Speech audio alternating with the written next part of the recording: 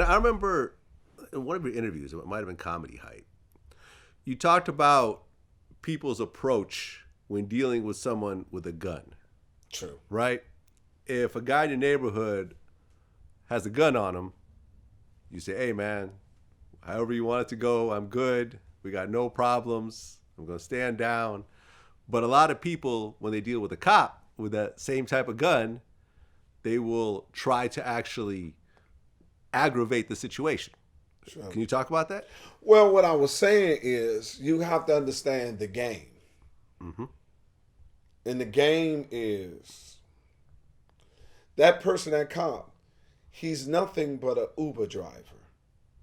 And what I mean by Uber driver, the extent of his power is locking you up and giving you a ride to jail. He doesn't determine how much time you get. Mm-hmm.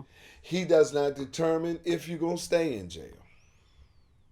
At all. That's that's a kind of sort of depending on whether he falsifies the arrest. If he falsifies the arrest or not, you still back to the decision maker with the person who people are criticizing is the DA.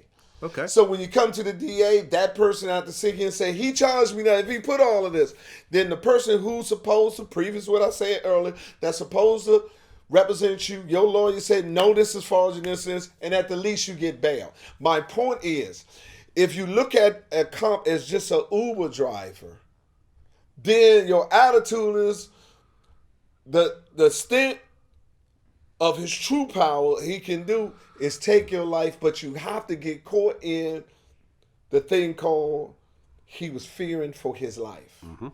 So your attitude had to be the same way as in the hood if a motherfucker got a gun. You pull him out, you don't try to wrestle, reason with him, sitting there, you got it, man. Whatever you need, dog. It's good, man. You the man, hell yeah. My woman, yeah, she a bitch? Yeah, she a bitch. She a bitch all day, because tell that nigga you a bitch. I call you a bitch all the time, don't you? Because you understand this man has the gun and you just placating him till you get out. Right. That's the same attitude you should have with the cop. The length is because you know if he's a bad one, he just want to get you in a situation that he can justify taking your life by saying he feared for his life. Yeah, I've never tried to actually, I've had some asshole cops in my day, especially when I lived in New York and Brooklyn, but I always was keeping in mind that they have a pistol and I don't. Yeah. So I really am not trying to piss this person off because they have a pistol. Yeah, but see, with us, it's accumulation up to that point. Yeah, that's you true. Understand? It's not that. If it was just that, if we just deal with cops that was assholes, racists like that, and that was the isolated thing on it, we could sit back and like, you ain't got a gun, let me go on. But you're dealing with the laundromat. You're dealing with the rental office. You're dealing with the motherfucker at the bank. And now I'm just driving down the street. And here this motherfucker come. Mm. What? What is it? Yeah. Oh, yeah. That's what I want. Got me one. Because at the end of the day, they have passed a law that said a cop can use legal force based on his assumption of the fear. Mm-hmm. And all the marching that we do and all the legal reforms that we do, that we have, until we address that right there, till you give some kind of qualifications or stipulation for a person able to use lethal force other than his fear, because there's no way to judge that. What makes you scared might not make me scared. And why on your job you have the right to use lethal force based on your perception of the situation. And even when you're wrong and he didn't have a gun, you don't even get the day off. I thought he had a gun in his hand, but he didn't. It was a wall and I shot him and killed. And it was, damn, my bad. My shit. It was dark. Oops. It was, and you, yeah. Really? But I thought you said you was out here willing to risk your life for your citizen. Because you said the reason why you shot me because you thought it was a gun. But you didn't take the time out to make sure it was a gun because you ain't want to make sure it's a gun because you didn't want to risk your life if it was a gun.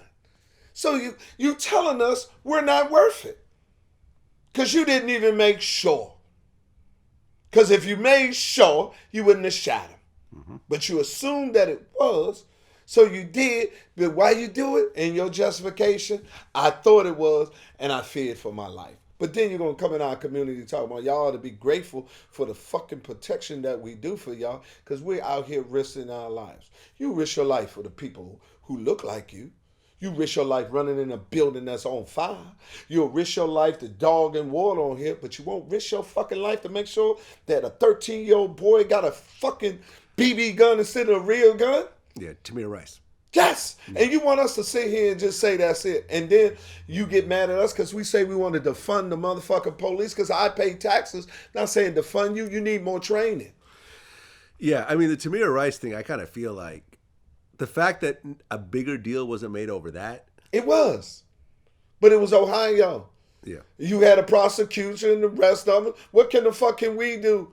If we sit it to the court, to the system and work it through and the prosecutor say he ain't going to prosecute. The cop was justified. See, we're not like you. We don't have that benefit to say when we mad we can rush the fucking Capitol.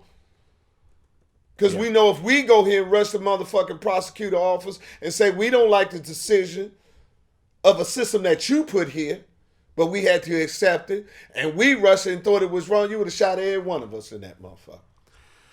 I mean, yeah, and along those lines, there's actually a great film that's out right now called American Skin. Yeah. Have you seen it? I need that day. You need that day? I need that day. I mean, you just clear out your schedule. Yeah, say, goddamn, it. I'm ready to be mad today. I got it. You know what I mean? You just... Nate Parker killed it. Killed it. I know you haven't seen it yet. I'm not going to ruin it for you. Great film. Very well written. Very well put together. Does not have your usual Hollywood ending. And just a great film along the lines of what you're talking about right now. Yeah. Yeah. I'm passionate about it because this the hypocrisy of it. And that's all we're going to say. We've been living under this hypocrisy for a while. But another great film. Have you seen One Night in Miami? I have. Oh. I have. Great film. Great. Although I got to say, the casting on Muhammad Ali could have been better. The actor who played Muhammad Ali didn't capture Muhammad Ali to me. Everyone else. Okay. The Sam Cooke, the Malcolm X, who's Jim Brown. Jim Brown. Yeah, they all pretty much nailed it. Muhammad Ali was such a, but it's hard to capture a Muhammad Ali. What you think Will when he did Muhammad Ali? I think he did a better job than the guy that was. Yeah, I give you that too. That's safe to say. I lied. There we go. It was a lie on first down. That's right. Okay. All right. I'll take that.